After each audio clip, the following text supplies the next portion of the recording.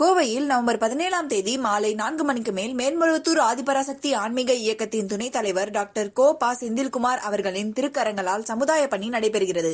அனைவரும் வருக, அன்னை அருள் பெருக.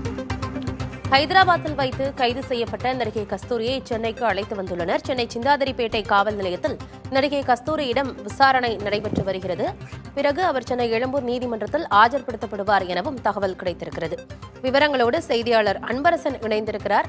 அன்பரசன், தற்போது நடிகை கஸ்தூரி கிட்ட விசாரணையில ஈடுபட்டு இருக்காங்க. அடுத்தடுத்த கட்ட நடவடிக்கைகள்லாம் என்ன அன்பரசன்?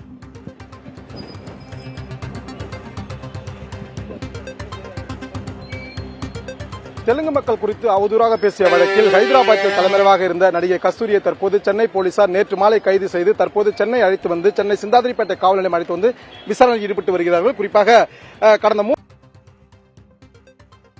சார்பாக ஏற்பாடு செய்யப்பட்ட கூட்டத்தில் கலந்து கொண்ட நடிகை கஸ்தூரி அப்போது திமுக குறித்தும் அதேபோன்று தெலுங்கு மக்கள் குறித்தும் அவதூறாக பேசினார்.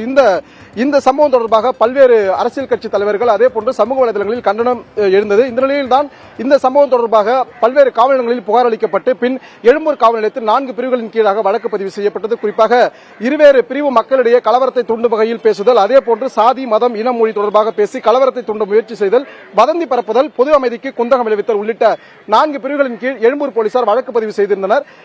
இந்த நிலையில் இவர் முன்ஜாமீன் பெறுவதற்காக மதுரை நீதிமன்ற கிளையில் உயர்நீதிமன்ற கிளையில் மனு தாக்கல் செய்திருந்தார். இந்த மனு தாக்கலானது தள்ளுபடி செய்யப்பட்டது. இந்த நிலையில் அவர் தலைமறைவாக ஆகிவிட்டதாக சென்னை காவல்துறையானது அறிவித்திருந்தது. குறிப்பாக கஸ்தூரியை விசாரணை செய்வதற்கு ஆழ்வார்பேட்டையில் உள்ள அவரது வீட்டிற்கு போலீசார் சம்மன் அளிக்க சென்ற நிலையில் அவரது வீடு பூட்டி இருந்ததும் அதேபோன்று அவரது செல்போன் சுவிட்ச் ஆஃப் செய்யப்பட்டிருப்பதும் தெரிய வந்தது. இதனையடுத்து அவர் தலைமறைவாக ஆகிவிட்டார் என சென்னை காவல்துறை அறிவித்திருந்தது. இந்த நிலையில் தான் 2 தனிப்படைகள் அமைக்கப்பட்டு அவரை பிடிப்பதற்காக தீவிர விசாரணையானது மேற்கொள்ளப்பட்டது. இந்த நிலையில் நடிகை கஸ்தூரி ஹைதராபாத் அருகே இருக்கக்கூடிய ஒரு பகுதியில் தெலுங்கு சினிமா தயாரிப்பாளர் ஹரிகிருஷ்ணன் என்பவரது வீட்டில் தலைமறைவாக இருப்பதாக கிடைத்த தகவலின் அடிப்படையில் நேற்று அங்கு சென்று அவரை கைது செய்திருந்தார்கள். கைது செய்யப்பட்டு தற்போது சென்னை அழைத்து வரப்பட்டு சென்னை சிந்தாதிரிப்பேட்டை காவல் நிலையத்தில் இருக்கக்கூடிய அனைத்து மகளிர் காவல் நிலையத்தில் வைத்து தற்போது விசாரணை மேற்கொள்ளப்படவிருக்கிறது. குறிப்பாக அவருடன் விசாரணை நடத்தி வாக்குமூலம் பெறப்பட்டு அதன் பின்பாக எழும்பூர் நீதிமன்றம் 5th MM நீதிபதி ரகுபதி அவர்கள் முன்னிலையில் இன்னும் சற்று நேரத்தில் ஆஜர்படுத்த உள்ளார். அதன் பிறகாக அவர் ஆஜர்படுத்தப்பட்டு பின் புழல் சிறையில் அடைக்கப்பட உள்ளார். தற்போது விசாரணையானது நடைபெற்று வருகிறது.